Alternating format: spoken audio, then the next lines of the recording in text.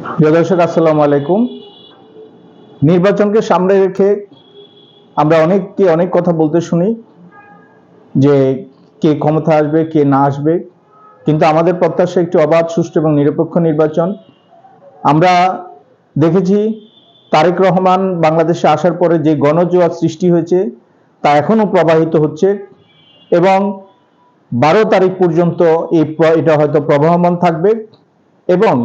বাংলাদেশের ভবিষ্যৎ যে পরিকল্পনা নিয়ে এসেছেন উনি এবং আমাদের সমস্ত রাজনৈতিক দল, বিশেষ করে যারা যুগপৎ আন্দোলন ছিল,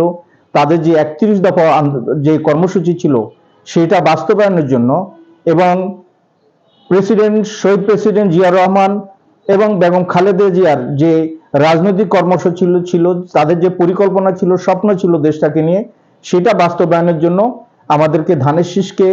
ঐক্যবদ্ধভাবে ভোট দিয়ে তাদেরকে জিতিয়ে আনতে হবে, তাদেরকে ক্ষমতা আনতে হবে। তাহলে কিন্তু আমাদের যে স্বপ্ন, রাজনৈতিক স্বপ্ন, আমরা যে জন্য বিগত বছরগুলিতে আন্দোলন করেছি এবং যে পরিকল্পনা নিয়ে আমরা যে রাজনীতি শুরু করেছি, সেটা বাস্তবায়ন করতে হলে অবশ্যই আমাদেরকে ধানের শীষকে জয়যুক্ত করতে হবে এবং যেখানে ধানের শীষ নাই সেখানে ধানের শীষের যে বা বিএনপি বা যুগপৎ জোটের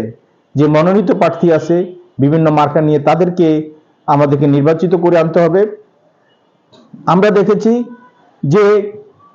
একটা মানুষের যে অরিজিন, ক্যারেক্টার তার ফ্যামিলি থেকে আসে জিনগতভাবে। যে তারেক রহমান আজকে বাংলাদেশের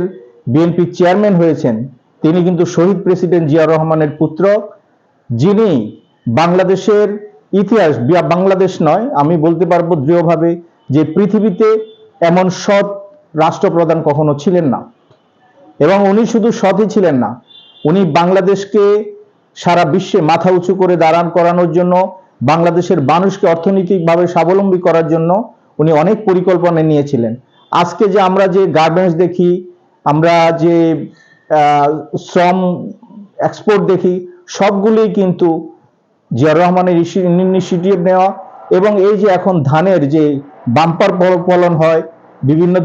জাতের ধান, এগুলি কিন্তু রিসার্চ করে শুরু করেছিলেন প্রেসিডেন্ট জিয়াউর রহমান। সুতরাং ওনাকে আমরা শ্রদ্ধা করে স্মরণ করব এবং জিয়াউর রহমান যে পরিকল্পনা ছিল, খাল খনন সহ অন্যান্য কর্মসূচি যেগুলি বেগম খালেদা জিয়া চেষ্টা করেছিলেন সেগুলি ইমপ্লিমেন্ট করার জন্য, কিন্তু আমরা দেখেছি যে ওনার সময় যে রাজনৈতিক দুর্বৃত্তায়ন হয়েছে, যেভাবে একটা সরকারের পতন করার জন্য এবং ভালো কাজে যে প্রতিবন্ধকতা সৃষ্টি করেছিল, সেগুলি উতরে এসে এখন যে পরিস্থিতি দাঁড়িয়েছে, আমরা মনে করি এখন যদি শহীদ প্রেসিডেন্ট জিয়াউর রহমান এবং বেগম খালেদা জিয়ার আদর্শ, আমাদের 31 দফা এবং বাংলাদেশে মৌলিক যে রাজনৈতিক সংস্কার দরকার, অর্থনৈতিক সংস্কার দরকার, সেটা করতে হলে অবশ্যই ধানের শীষকে বিজয়ী করে আনতে হবে এবং তারেক রহমানকে প্রধানমন্ত্রী হিসেবে যদি আমরা না করে আনতে পারি, এই দেশটা হয়তোবা কমিউনিজমের মতো একটা পরিস্থিতিতে পড়বে। ধন্যবাদ সবাইকে। আসসালামু আলাইকুম।